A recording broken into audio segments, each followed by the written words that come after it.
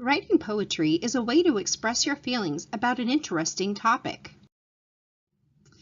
Poetry will take some instruction and it takes practice to be able to write a good piece of poetry. You can learn to enjoy the freedom that writing poetry provides as you open up your heart and your mind and simply let your feelings flow. You may find inspiration for writing poetry from any direction. Perhaps you have a strong emotion about a friend or a family member, a book you read, or maybe it's a movie you enjoyed. Perhaps you find inspiration from a trip you have taken or an activity that you enjoy. Poetry can even be written about an activity that is just an everyday simple experience, like feeling the wind or maybe the song of a bird. We're going to look at 4 common styles of poetry: acrostic, haiku, limerick, and the free verse. To make your poems more interesting, you're going to want to use plenty of descriptive words, as well as a good use of metaphors and symbolism. It is recommended that you revise your poem several times by removing unnecessary words and verses and improving the expression of the lines and the overall flow of your poem. Here is a little poem by Charles Gigna expressing the essence of writing poetry.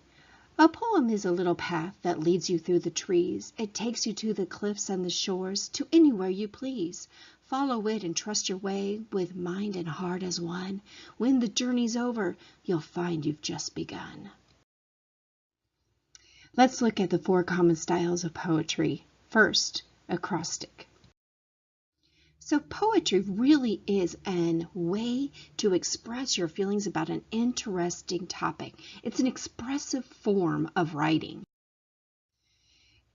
Anciently, the acrostic poems were written on leaves with the first letter of each line read vertically to form the title.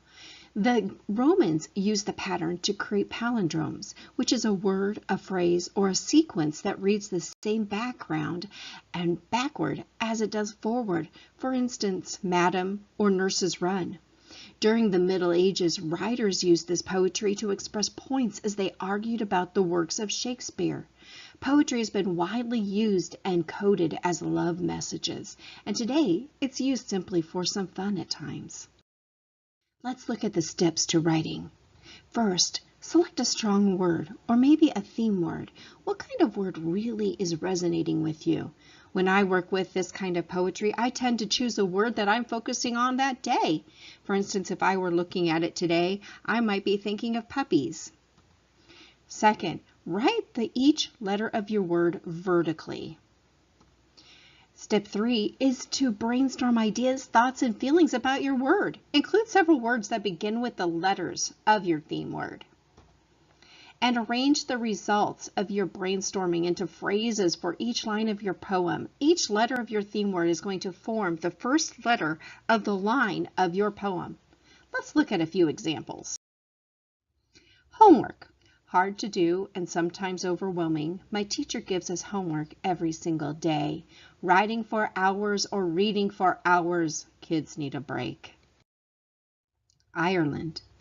It's in the emerald of her color green, remembered in history as dark as roisin. Erin, you are dressed in the mystic of time. Love speaks of your beauty in many's a rhyme. About you are stories beyond wealth to hold. Now that's why your people are so rich in the soul. Dwelling is the truth that can't be bought or sold. If you take a moment, look at the first letter of each word in this poem. The title is Ireland, and if you go down, you'll see I-R-E-L-A-N-D, Ireland, just exactly the same. Another style, or the second one we'll look at, is the haiku. Haiku is a Japanese style of poetry, and it was originally developed to celebrate the 4 seasons. It is now used to express any mood or feeling. It is typically kept short and sweet, and it can be a lot of fun. It follows a specific pattern for each line, alternating 5, 7, and 5 syllables per line. Here's a haiku example. World is vast and wide, so much out there to explore. Right now, let's eat lunch. So your first line is 5 syllables long. word is vast and wide. The second one is 7 syllables. So much out there to explore. And the last one again, 5 syllables. Right now, let's eat lunch. Let's look at some basic guidelines for writing a haiku poem. Remember that the format and the structure is really a pictorial idea. So when you write the haiku, you need to create a photograph of the scene in the mind of your reader. When you're done writing it, you're going to need to read it aloud to yourself or to your friends to ensure that those really paint a picture. You want the words and phrases to be very clear.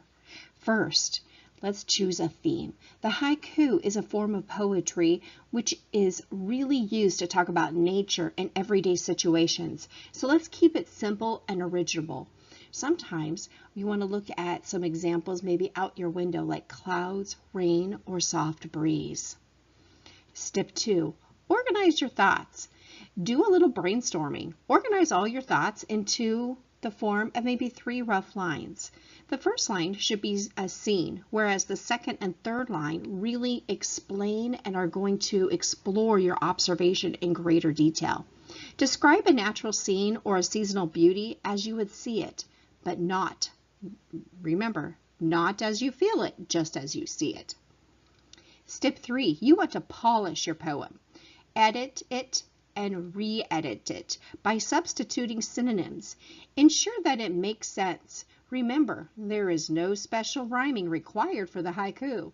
And although you need to take care that the first line is based on 5 syllables and the second 7 and the third one is 5 syllables again, have a lot of fun with it.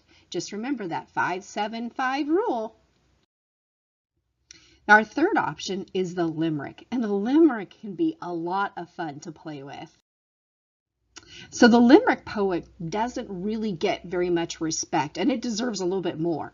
The goal of the limerick, though, is to be funny. It's to convey humor, especially using vivid imagery. They're usually kept short and sweet, and they can be enjoyed by just about anyone. So limericks became very popular after Edward Lear published a book in 1846, and it was called A Book of Nonsense. Let's look at an example by Edward Lear from his 1846 book. There was an old man with a beard, who said, "It is just as I feared. 2 owls and a hen, 4 larks and a wren, have all built their nests in my beard." Here's another one. William Shakespeare actually used this limerick as a drinking song for Stephano in his famous play, The Tempest, and he also used in his dramas of Othello and King Lear. In the 3rd scene of the 2nd act of Othello, we see a wonderful use of the limerick poetry by Shakespeare. And let me the cannikin clink clink, and let me the cannikin clink. A soldier's a man, a life's but a span, why then let the soldier drink. The American poet Ogden Nash wrote these famous limerick verses and lines. There was a young belle of old Natchez, whose garments were always patches. When comments arose on the state of her clothes, she replied, "When ah itches, ah scratches." So a limerick is composed of 5 lines, and our first line is going to introduce the character, and we're going to take some time to actually look at the location of that character as well. The second line of the poem is going to inform the reader about a characteristic, a problem, maybe the occupation, or even the relationship of any other interesting features related to the main character. And we want it to really reflect that.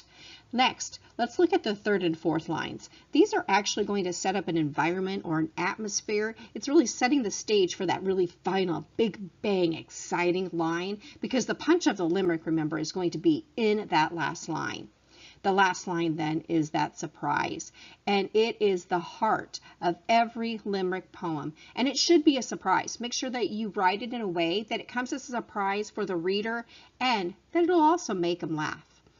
Also, the 1st, the 2nd, and the 5th lines tend to be longer, and they usually share a common formula of that rhythmic beat, usually 3 rhythmic beats, and they're going to have a rhyme at the very end.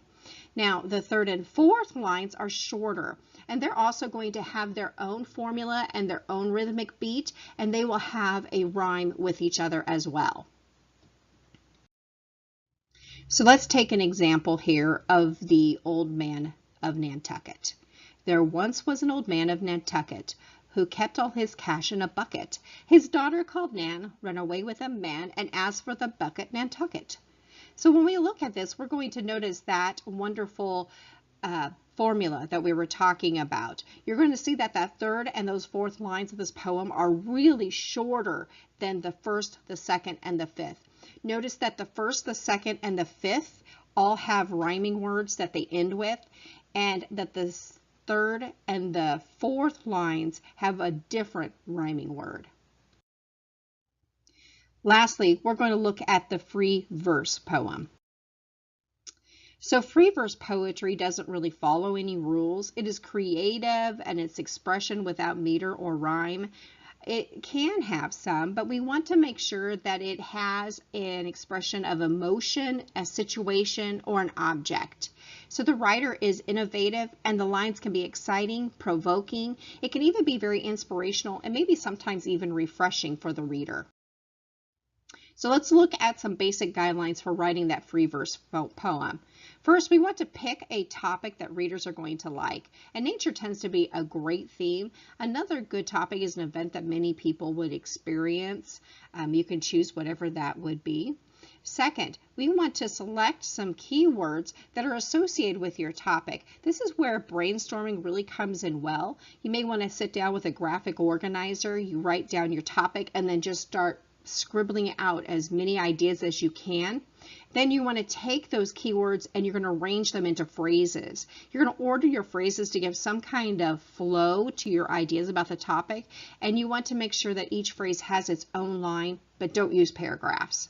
Next, consider dedicating several lines to each of your 5 sentences. This is really going to help your reader to be engaged, to be drawn into your poem, and they're going to be able to better imagine what you really want to convey about your topic.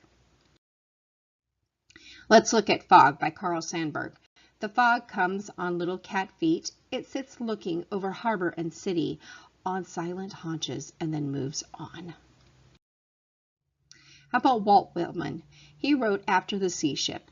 After the sea ship, after the whistling winds, after the gray sails taut to their spars and ropes, below a myriad waves hastening, lifting up their necks, tending in ceaseless flow toward the track of the ship, waves of the ocean, bubbling and gurgling, blithely prying, waves undulating, waves, liquid, uneven, emulous waves, toward that whirling current, laughing and buoyant with curves, where the great vessels sailing and tacking displace the surface, larger and smaller waves in the spread of the ocean, yearnfully flowing. The wake of the sea ship after she passes, flashing and frolicsome under the sun, a motley procession with many a fleck of foam and many fragments, flowing the stately and rapid ship in the wake following. If you take a moment and you look at this wonderful piece by Walt Whitman, you're going to notice that there really is not much rhyming and there isn't a lot of structure to this particular kind of poem. So writing poetry involves not just scribbling in a notebook, but taking on a different kind of way of life, but really being involved. It really is going to require that the writer becomes both creative and sensitive. So to write good poetry, we want to really do the following. We want to discover as much as we can about that poetic craft. We want to read lots of poetry. You always hear that the best writers tend to be the best readers, and the same thing works with poetry. The best poetic writer is also going to be the best poetic reader. Be open and keep open options to meet other poets. Become part of a poetic community and get a mentor who might be able to guide you. There are also a lot of workshops and there's lots of readings. There are many writing classes. Look around your community. I know my local community has several independent bookstores that offer writing classes in the evenings. Become as sensitive as you can to the language, both to life and to language, I should say. You want to make sure that you figure out what your personal sense is of beauty, both in life and in poetry. And the way that you observe something may be very unique and different than what someone else observes. Next, you want to think divergently. This means that you're keeping your mind open and nimble, that you're willing to think in different ways or new directions. We would tend to say thinking out of the box, right? You want to think very differently than maybe somebody has before. I like the quote that if you've heard it before, you probably have, right? It's not original. And so try to think of something, or when you think of something and it comes up and it's frequent, you may want to find a way that you can rephrase it so that it does sound original to you.